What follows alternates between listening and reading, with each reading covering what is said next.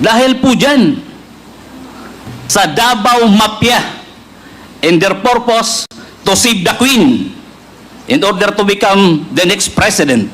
Hindi, ito ba yung Save the Queen? Paalan po kayo, ma'am.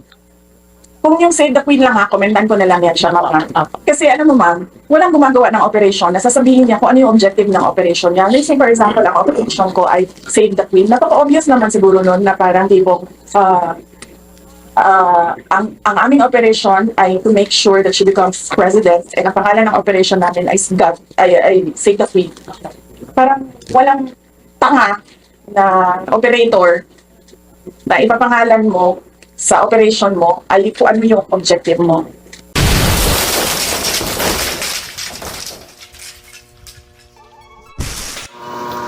Alright mga idolo, welcome back to my channel. So for today's vlog mga idols, ito pakinggan natin mga idol yung yung naging conference niya, naging press conference nitong ni VP Sara Duterte mga idol, no.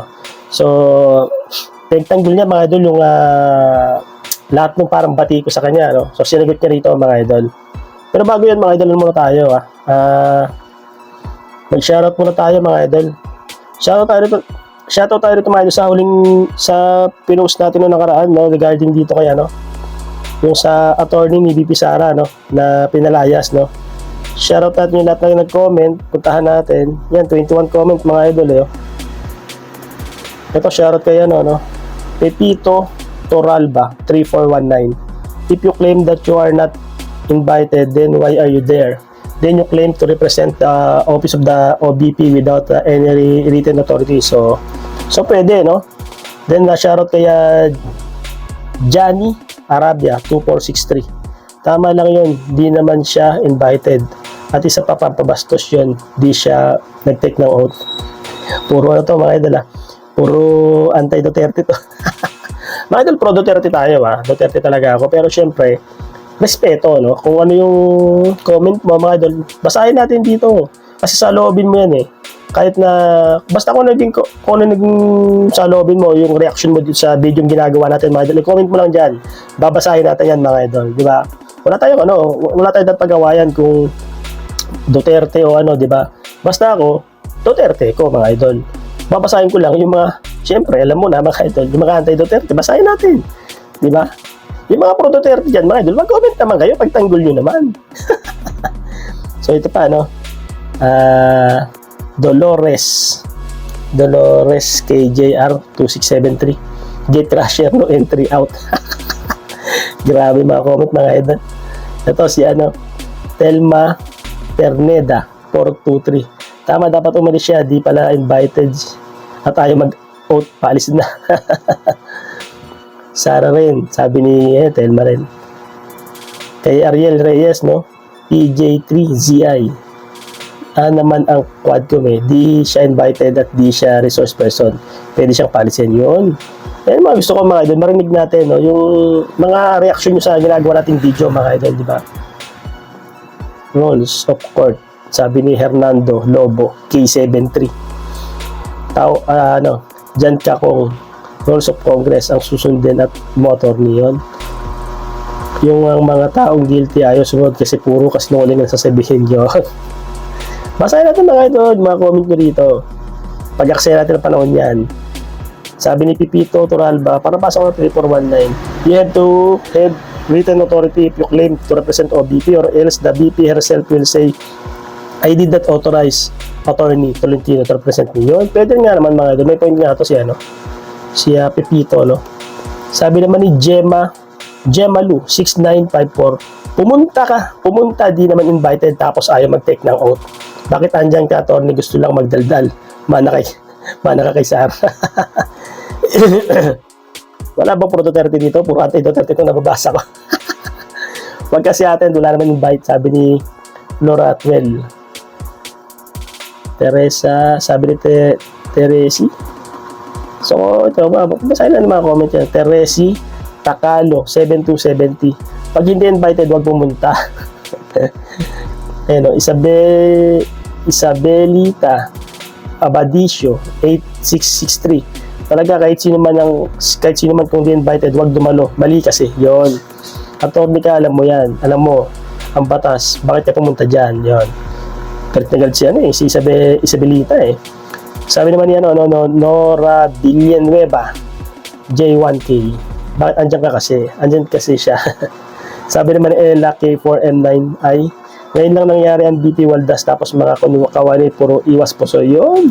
So yun mga idol. Kung gusto nyo mabasa yung comment nyo dyan mga idol, mag-comment lang kayo rito mga idol, babasahin natin yan. No? So yun mga idol, continue tayo dito sa, sa issue natin na si BP Sara nga mga idol, may pinagtanggol niya or sinagot niya yung mga batikos o yung mga pinagagawa ng Quadcom, no? Di ba? Yung mga sinasabing ibang mga issue mga idol, yung mga ibang issue pa, sinagot niya rito mga idol. Panorin natin. Lahat, sa simula pa lang ma'am, nagsabi na talaga ako na the hearings in the House of Representatives are politically motivated. Unang-una, nagsimula yan last year, di ba? Kung maalala ninyo, nagsimula talaga yan last year sa confidential funds. Sara Duterte mga idol, Sara. Pag-comment naman dyan yung mga pro-Duterte mga idol, babasahin natin yan. May meeting na nangyari with the Makabayan Bloc, and hindi naman tinago yun. Pinost naman sa social media, Makabayan Bloc and Speaker Martin Romualdez. Then they started attacking the budget of the Office of the Vice President. When in fact, pag-submit ng budget na yan, pag-submit ng depart ng office ng budget, nasa NEP na yan siya. Ibig sabihin, pag nasa NEP siya, in-approve na siya ng President because that NEP is the submission of the President to Congress of his proposed budget. So, katapos ng meeting nila, nag-hearing na sila noong budget and lumabas, nang nag-hearing sila ng budget ng Commission on Audit, lumabas ng AOM, Audit Observation Memorandum ng COA. In a span of 4 days, lumabas yung kasunod na AOM. So para bang para bang meron silang collusion noon na dito natin aatakihin, ito yung gagawin natin. So lumabas nga yung AOM, sinagot naman namin yung mga AOM because we fully respect the mandate of COA to audit funds, no? So sinagot namin, tapos ang sumunod nun ay nasagot namin. Nagkaroon kami ng notice of suspension. Doon sa notice of suspension, sinagot din namin sa COA, and then nagkaroon kami ng portion ng notice of disallowance. Now ngayon, pagdating sa notice of disallowance, meron kami 6 months to appeal. So ibig sabihin doon, hindi pa tapos yung audit. Tapos, noong budget hearing na for calendar year 2025, nakita ninyo, ako na lang yung mag-isa na pumunta doon. Kasi sinabihan na ako ng mga kaibigan ko sa loob ng House of Representatives na walang budget hearing na mangyayari. Gagawin lang nila, atakihin kanila sa confidential fund. Yun yung mga idol, yun yung unang issue mga idol na tinalakay nung umaten si BP Sara Duterte mga idol tungkol nga sa OBP budget, di ba? Na talagang grabe yung ginawa sa kanya mga idol, no? Grabe yung ginawa sa kanya nito, pinagtulungan siya mga idol, pero napakatibay nito mga idol. Idol na idol ko to, napakatibay nito, talagang palaban mga idol. So, ang ginawa namin, binitawan namin yung budget namin. Sinabi namin sa Congress, since you have the power of the purse, then you can do whatever you want with the budget. Kung gusto niyo bawasan, go ahead. Kung gusto niyo dagdagan, go ahead. Bahala kayo. Anyway, mga katrabaho pa naman kami. Kung ano yung maiwan, yun yung gagamitin namin para magtrabaho. So, yun. So, they started attacking me in the budget hearing. Hindi nila magawa kasi na binitawan na namin yung budgets namin sa engineer. Ang ginawa nila, what they cannot do in the budget hearing, they created a privileged speech ko noon, questioning yung mga ginagawa na projects ng Office of the Vice President, and then they referred it to the committee. And then the committee did the hearings doon sa privileged speech ni Congressman Valeriano, is it? So, ngayon, pagdating naman doon, kung makikita mo, wala namang nakamention na confidential funds sa privileged speech ni Valeriano, pero lahat ng tanong nila doon sa hearing nila ay patungkol sa confidential funds. So, noong una, pumunta ako doon, sinabi ko sa kanila na ang ginagawa ninyo ay fault finding. Naghahanap kayo ng mali, Kasi wala kayong makita, nahanap kayo ng mali para makapagawa kayo ng impeachment. Sinasabi nila, oh, siya lang naman nagsasabi ng impeachment, hindi kami nagsasabi. Hindi.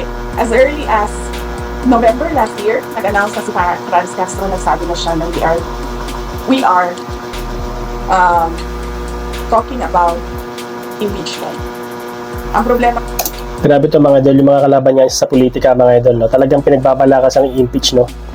Hindi ko maintindihan mga idol. Grabe ginagawa sa mga Duterte talaga ngayon mga idol, no? Grabe panggigipit na ginagawa nila. Imagine niyo si Tatay Diggs, no? Tapos ito naman si VP Sara. Talagang kapit lang mga idol, kapit lang. as kanila kasi wala talaga silang evidence of wrongdoing. That is why, Diba? talaga nila na maghanap Hinahanapan nila ng mali kahit wala naman talaga mga idol, di ba? Yan ang mahirap eh. ng katiwalian, kumbaga, dyan sa mga hearings nila na hanggang ngayon, hindi pa rin nila nakukuha. Sinisira lang nila ng sinisira yung institution, yung integrity ng dignity ng institution ng Office of the Vice President, and of course, yung mga pangalan ng mga ordinary employees. Doon masakit ang loob ko kasi mga ordinary employees lang ito sila. I mean, sa akin, wala namang problema na sirain yung pangalan ko. Kasi nung pumasok ako sa politika, expected naman siya talaga yun na, diba, sa politika, siraan talaga yun. Sisirain mo ang kalaban mo para magmukha kang malinis, magmukha Yun. kang mabait. Ganyan naman talaga mga idol, akademya ng politika, no? Kanya-kanyang siraan yan para bumango yung pangalan mo, di ba? So, ganyan ang labanan mga idol, talagang matira matibay sa ganyan sa politika mga idol, matira matibay. Ganun ang usual na strategy ng mga politicians. So, walang problema sa akin. Ang problema ko, at yun yung kinakasama talaga ng loob ko, ay nadadama yung mga tao. Wala naman ginawa ko, nagtrabaho lang doon sa Office of the Vice President. So, yes, it's politically motivated, ma'am. Kasi, dahil hindi ko alam kung anong nagalit Lisa Marcos sa akin. Lisa Marcos. Tumawa daw ako sa Lisa Marcos mga idol, ang asawa ni Pangulong Marcos ah. pagsabi ni PRD na pang yung president. Ito yung issue talaga mga idol, kaya parang nagkasiraan ng Marcos at Duterte mga idol. Hindi ko lang alam yung punot dulo mga idol. Siyempre parang may mga issue talaga sila mga idol kung bakit sila biglang nanlamig, no? Nanlamig sa isa't isa mga idol. Ito yung simula samantalang nung election mga idol, di ba? Napakaganda mga idol, napakatibay ng plataforma ng dalawa na yan, ng presidente at ng VP, tas biglang kalaunan, biglang di ba? Alam mo yung nangyari, bigla silang nagkasiraan ng lamig, no? Tumamla yung relasyon mga idol. Yun naman yung sinabi niya na kinagalit niya sa akin. So, wala na tayong magawa niyan. That's her personal take and personal feelings. And then si Martin, alam ko si Martin, he really wants to run for president. And if we cannot make it to a popular vote, he'll just, do the Grabe, charted tatakbo. run as Prime Minister. Grabe yung plano ni Martin, no? Tatabong presidente. Di ba? Kilala niyo ba yung mga idol? Grabe, tatabong presidente, tapos plano pang mag-prime minister. Di ba? Isipin niyo na lang mga idol, mangyayari sa Pilipinas. The Vice President, your father was Congressman said na he's asking you to get out of politics. So it's your first love. Oo. Pagkatapos niya ako sinabi na tumakbo ako akong mayor, tumakbo akong vice mayor, sabihan niya ako na, darating tayo doon, ma'am. Darating din tayo doon na hindi na ako sasali sa politics. Ako man, gusto ko din. Ang problema ko is that I need to answer to 32.2 million Filipinos na will give their trust and confidence for me to become the vice president of everyone, hindi lang 32.2 Present. Isa ako doon mga idol. million. Darating din tayo doon na hindi na ako hindi na ako sasali sa politika. But buhay kasi natin, hindi natin alam kung anong mangyayari bukas. We can only plan. But it's always God's purpose that shall prevail. So, plano lang tayo ng plano mga, pero pagtiwala din tayo sa Diyos. Follow-up yun, sir. Memorandum. Tama na mga idol. Yung reaction po ninyo or yung your take po ninyo na review sa part-attend na hearing na pinatawag sa kanya. Sa point ko, well, So So ito mga idol, magbibigay siya ng komento kung bakit bakit hindi nakadalo si Tatay Diggs sa Quadcom nung inimbitahan siya So ito mga idol, sinagot niya rito. Well, that is his prerogative. Hindi ko alam kung bakit hindi siya umattend sa invitation ng hearing ng Quadcom. But kung ano yung desisyon niya, tulad nung sinabi ko kanina, kung ano yung desisyon ng mga OP personnel, doon lang din ako susuporta. Mahirap kasi sabihan ng tao, umattend ka o umattend. Kasi siya yung uupo doon siya yung sasagot doon. Hindi naman ako, hindi naman ibang tao. So, kung ano yung desisyon nila, supportahan ko lang. Pero last na natin hindi na wala pa kayong invitation come November 15. So ma'am, kailan na may invitation na? Sa kwarto, hindi na siguro.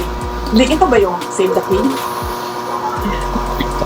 Ayan mga idol, ito yung issue ng Save the Queen Ito yung malalang issue mga idol. Panoorin natin mga idol para makita nyo lang mabigyan kayo ng idea yung sinasabi niyang Save the Queen. Ito mga idol, ito yun. Anong reason ba't ko? Ito yun mga idol yung sinasabing Save the Queen na binunyag nung nakarang Senate hearing ni Jimmy Guban mga idol. Ang dami niyang pinagsasabi dito mga idol. Dati pa naman mga idol marami na talaga siyang pinagsasabi di ba? Tapos hanggang ngayon mga idol, dami niyang pinagsasabi dito. Pakinggan natin mga idol. Umiyak Jimmy Guman. Dahil ba sa panahon na ipinagkanulo mo si No, Your Honor. Galit po at uwa. Dahil kaming dalawa pareho pang buhay. Hindi ho dahil sa pagkanulo, kundi dahil sa sindikato, sa mafia ng Davao Mafia, na kami ang biktima. Pasalamat po.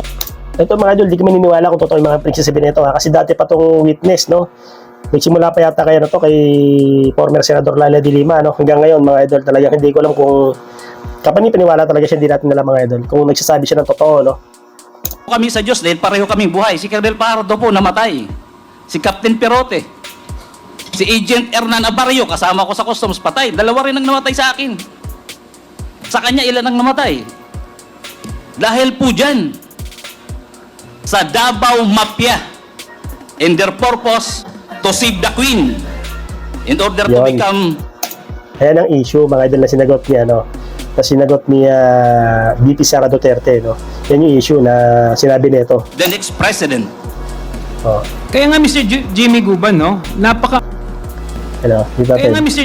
Jimmy Guban, The next president. Kaya nga Mr. Jimmy Guban, ano pong koneksyon nito dun sa binanggit po ninyo na Save the Queen, that they wanted to be the next president. Kaya gusto ko pong malinawan, ano pong koneksyon nito sa sinasabi ninyo? Your Honor, this time, I cannot give you the categorical answer because of the security, Your Honor. Pero yung mga implementors, Your Honor, it's already in my mind. I can do it. Kaya lang, Your ayaw pa niya sabihin pero kitang-kita niyo naman mga idol alam niyo naman kung saan papunta yung sinasabi niya, kilala naman natin kasi yung tinutukoy niya pero ayaw pa daw niya sabihin. Ayaw niya sa kanya manggaling pero lahat naman yung mga idol kilala natin Honor, ito kasi yung ay tinutukoy niya. mga hardcore killers, implementors ito ng mga Davao Group. So, ibig sabihin mo ba itong sinasabi mo na Save the Queen, that they wanted to be the next president, ito ay may tinutukay ka na tao na gustong maging susunod na presidente? Yung ba yung tinutukay mo? Yes, Your Honor, they want to clean their names, that family, their family, para lahat malinis. At talagang sabi ko nga, Your Honor, may Diyos. Bigla na lang naghiwalay ang dikolor sa puti. Mr. Jimmy Guban, yes or no lang? Pamilya Duterte ba yung tinutukoy mo? Di ba? Sorry, Your Honor. Ayaw niya sabihin pero lahat naman yan alam na kung sino yung tutubok. Di ba? Anyway, thank you Mr. Chair. So yun lang mga idol. Ito mga idol, magpatuloy tayo kung ano yung naging reaction niya ni VP Sara Duterte ng idol. Walang gumagawa ng operation, nasasabihin niya kung ano yung objective ng operation niya. Let's say for example, ang operation ko ay Save the Queen. Napaka-obvious naman siguro nun na parang tipo, ang aming operation ay to make sure that she becomes president and ang pangalan ng operation namin ay Save the Queen. Parang walang tanga na operator na ipapangalan mo sa operation mo ay kung ano yung objective mo. Di ba? So, pag-iisipan ko man, pag gusto kong makipag-away, siguro atin lang ba. Pero sa ngayon kasi, Yun mga idol. Pag gusto mo pag-away, aaten sa Quadcom.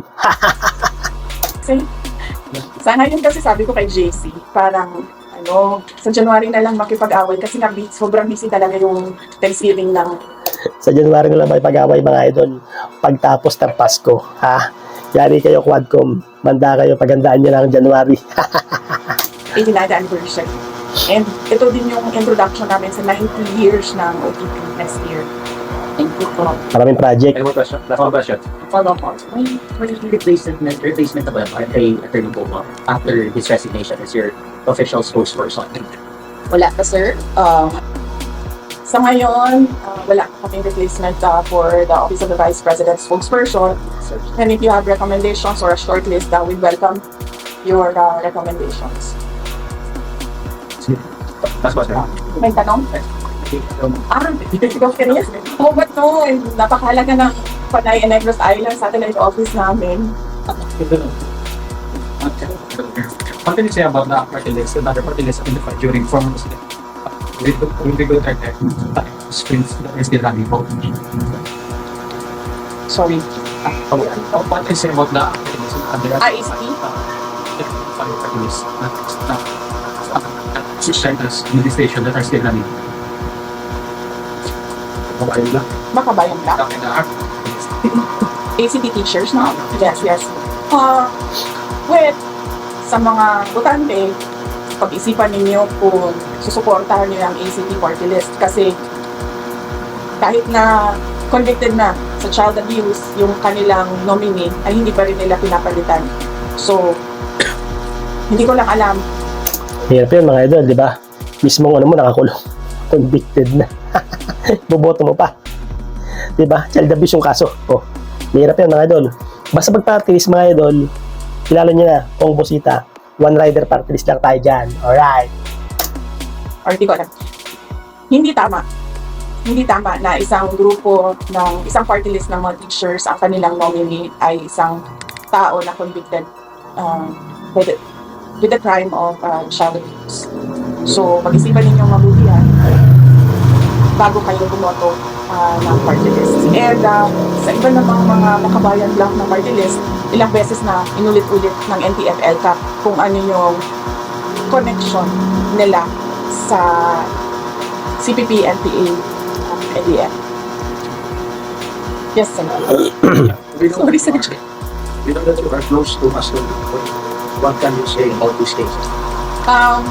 It's a good thing na he decided to surrender so that mas mapadali yung pag-hearing ng cases niya.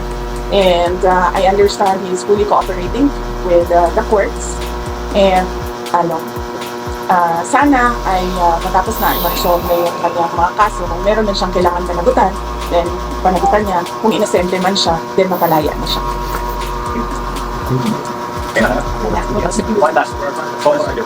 Madam President, Alfonso Espino Fumarado Bacolod. Vice President. Sorry, parang nagmamadali ako, excited din. Paano mo ba ihambing ang iyong trabaho na nag-iisa ka na compare mo na mayroong unity pa kayo ng administration ni President BBM? So, saan mo mas ganda na magtrabaho yung mag-isa o meron kasama? I don't like crowds. So, okay lang ako mag-isa. With the administration.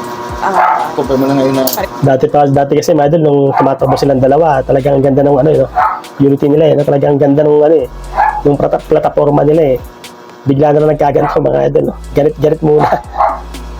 Ito lang naman, nandun ako, ina-atake nila ako. No? Yun. Umalis ako, ina-atake din nila ako. So, kung may preference man ako, base ko sa personality ko, ayaw ko ng maraming tao, I don't like crowds, so I can work alone. Thank you. Salamat! So yun mga idol, hanggang dito na lang tayo, no? Narinig nyo naman yung naging pahayag ni VP Sara Duterte mga idol. Alam ko mga idol, malalampasin din ng mga Duterte to mga idol. Sigurado ako. Lalabas din ang totoo, di ba? Sa mga gustong mabanggit yung comment nyo mga idol, comment nyo na sa babayan. Lahat ng reaction nyo rito, mapa-anti-Duterte man kayo mga idol. Kita mo yung mga comment na binasa ko, puro anti-Duterte, napakadami nyo. Ang dami kong kalaban. Hindi, joke lang mga idol. Walang rito. Walang bias dito, basta kung ano yung tinitibok o yung talagang feeling nyo, no? Gusto nyo i-comment mga idol. Labas nyo lang yan. Babasahin natin yan kahit anti-Duterte ka pa. Diba? Alright. So maraming salamat mga idol. Huwag nyo kalimutan mag-subscribe. Alright. Ciao.